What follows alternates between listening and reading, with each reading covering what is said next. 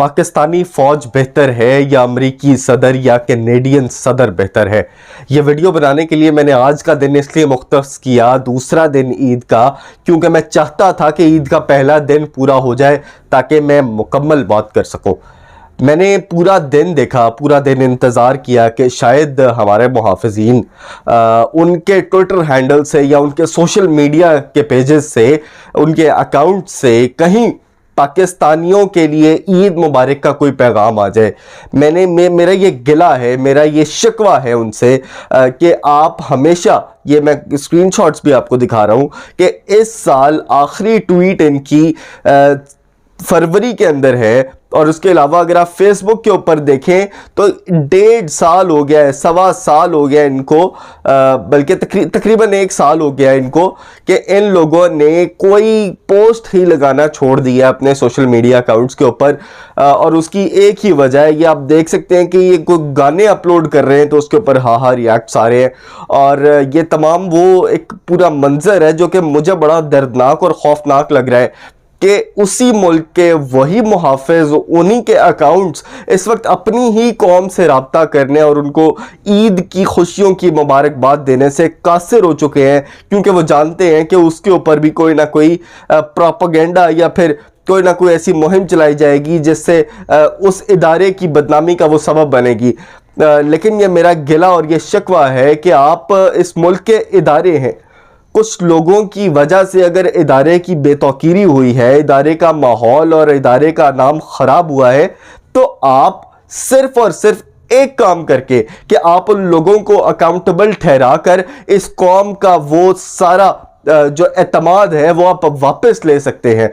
आपकी ये जो हा रिएक्ट्स हैं ये लव रिएक्ट्स के अंदर बदल सकते हैं। सिर्फ एक काम आपको करना है, वो ये है कि अपने इदारे के अंदर अकाउंटेबिलिटी का जो प्रोसेस है उसको अच्छा करना है। इस आवाम को दिखाना है कि हम लोग अगर पावर के अंदर हैं, अगर हम लोग ताकतवर हैं, तो हमारी ताकत अपने लोगों के ऊपर भी अप्लाई होती है जो कि गलत काम करेंगे। आप इदारे हैं, इदारे का काम, ये मैं शिकवे कर रहा हूँ, ये मेरा गिला है इस फौज से और उसके DG ISPR अहमद शरीफ साहब से, जो कि बाबर इफ्तिखार साहब के बाद बिल्कुल गायब है उनकी जब से तैनाती हुई है। हम आपको देखना चाहते हैं, हम आपको सुनना चाहते हैं, ताकि हमें पता चले कि इस वक्त पब्लिक रिलेशंस की क्या सूरत हाल है, इंटर सर्विस पब्लिक रिलेशंस की के जो डायरेक्टर जनरल हैं वो इस वक्त क्या हमें पैगाम दे सकते हैं, मुत्तहिद होने का पैगाम दे सकते हैं, कौम को यकजा कर सकते हैं, आगे का लाए अमल दे सकते हैं, अपनी पोजीशन वाज़े कर सकते हैं। ये वो तमाम चीज़ें हैं जो DG ISPR का काम है।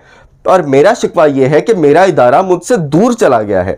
मेरा जो शिकवा है वो ये है कि मेरा इदारा मुझसे राब्ता नहीं कर रहा, मेरे साथ पब्लिक रिलेशंस बहाल नहीं कर रहा। और उसकी सबसे बड़ी मिसाल ये है कि आपने ईद उल फितर के ऊपर पूरी कौम को कोई ऐसा मैसेज नहीं दिया कि या आपको ईद मुबारक हो या आपको पाकिस्तान डे मुबारक हो। 23 मार्च के ऊपर भी आप लोग गायब रहे, ईद उल फितर के ऊपर गायब रहे। मैं उम्मीद करता हूं कि आप लोग ईद उल अज़हा के ऊपर कम से कम आकर हम लोगों के साथ दोबारा से रब्ता बहाल करेंगे। ये कौम के लिए खुशाइंद होगा, ये आपके लिए खुशाइंद होगा। और मैंने ये क्यों कहा कि अमेरिकी सदर बेहतर है या कैनेडियन सदर बेहतर है, क्योंकि ये देखिए, ये आप स्क्रीनशॉट्स देख सकते हैं कि ये अमेरिकी सदर जो है ये मुसलमान उम्मा को जो है, मुस्लिम उम्मा को इस वक्त कॉन्ग्रेचुलेट कर रहे हैं। इन्होंने कल कॉन्ग्रेचुलेट किया कि आपको ईद मुबारक हो। ये जस्टिन ट्रूडो की नेक ख्वाहिशात का इजहार है जो कि मुसलमानों के लिए कर रहे हैं ईद उल फितर के मौके के ऊपर।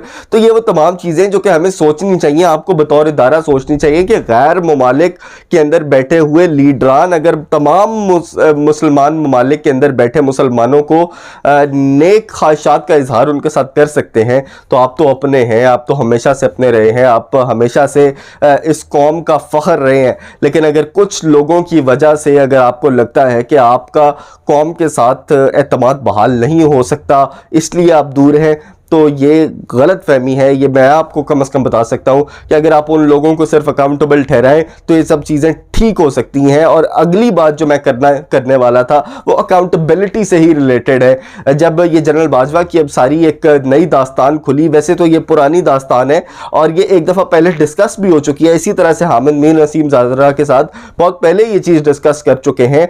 और मेरे लिए ये बड़ी शॉकिंग चीज़ थी कि नसीम ज़ाहरा ने public television, main stream television के ऊपर बैठकर जनरल बाजवा के कोर्ट मार्शल का मुतालबा कर दिया। यानी ये इतनी खौफनाक और इतनी दर्दनाक चीज़ है जिसकी सीरियसनेस का हमें अंदाज़ा होना चाहिए। लेकिन यहाँ पर सबसे ज़रूरी बात पता है क्या है? मैंने तमाम रोज़े रखे, मैं इस बात को अल्लाह को गवाह बना के कहता हूँ कि मेरे दिमाग में ना एक चीज़ थी कि अगर कभी मेरे सामने इमरान खान साहब आएंगे, जो अभिनंदन वाला वाक़या हुआ तब से लेकर अब तक, जब से ये वीडियो वायरल नहीं हुई उससे पहले तक मेरे दिमाग में था कि मैं उनसे ये सवाल पूछूंगा कि तब जो अभिनंदन वाला वाक़या हुआ था तब फौज का क्या उस वक्त स्टांस था, जनरल बाजवा उस वक्त क्या कह रहे थे। क्योंकि हमें बड़ी अच्छी तरह याद है कि आज सादिक साहब ने आकर जो पार्लियामेंट के फ्लोर ऑफ द हाउस पे बात की थी कि जनरल बाजवा आए, उनके माथे पर पसीना था, हाथ कांप रहे थे और वो डर रहे थे।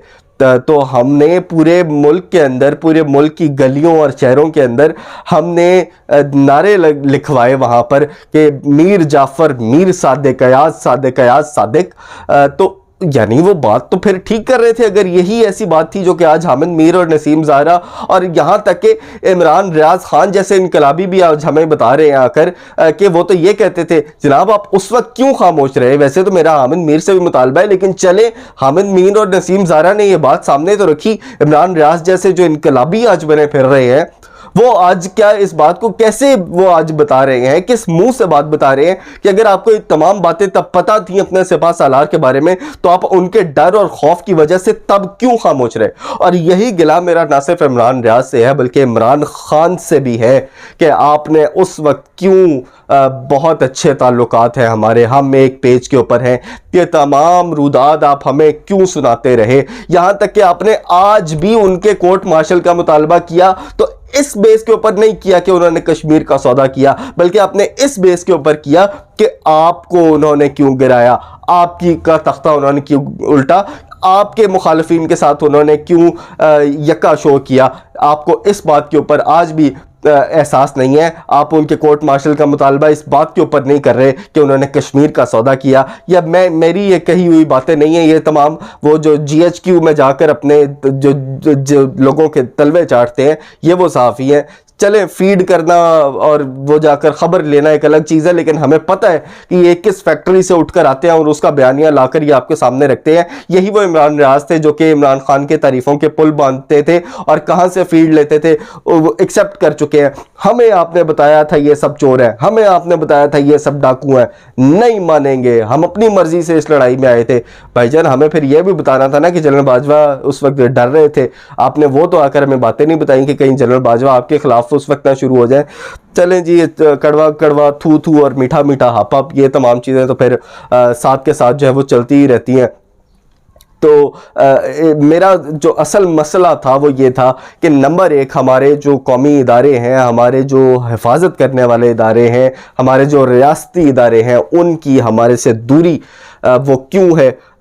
उसकी वजह यह है कि जो अकाउंटेबिलिटी का प्रोसेस है वो मेरा ख्याल है अगर पहले शुरू नहीं हो सका, अगर जनरल मुशर्रफ की बारी अगर वो चीज़ें प्रोसेस के अंदर नहीं आ सकी, बेशक आप ठीक है आप उसका कम से कम प्रोसेस तो चलाएं ना। अगर इतने इल्ज़ामात लग रहे हैं आप फ़ौरन सज़ा ना दे दें, लेकिन आप कम से कम अपना अकाउंटेबिलिटी का प्रोसेस तो शो करें कि ये देखें जी ये हम कार्रवाई कर सकते हैं। अगर आइंदा भी कोई जर्नैल इस तरह के काम करेगा जो कौमी सलामती के लिए बड़ी खतरनाक होगी तो उसके खिलाफ ये एक्शन हो सकता है। मेरा ख्याल है इसके अलावा तो और कोई चीज़ इस कौम को चाहिए ही नहीं। ये कौम यही चाहती है कि आप जो है वो अपने अंदर भी एहतसाब करें और आवाम के साथ अपना रिलेशन जो है वो बिल्ड करें, क्योंकि जो आर्मी चीफ का ओहदा है वो इतना अजीम ओहदा है जो कि बना दिया गया है। मैं उसके भी हक में नहीं हूँ, लेकिन चले अब अगर वो इस मुल्क की रियलिटी है तो फिर ठीक है, अब उसको एक्सेप्ट अगर किया हुआ है इस कौम ने तो ठीक है। अब उसको अपना जो एक फ़र्ज़ है वो भी तो अदा करना है, हमें दिखाना है कि हम बतौर एक इदारा और बतौर एक कौम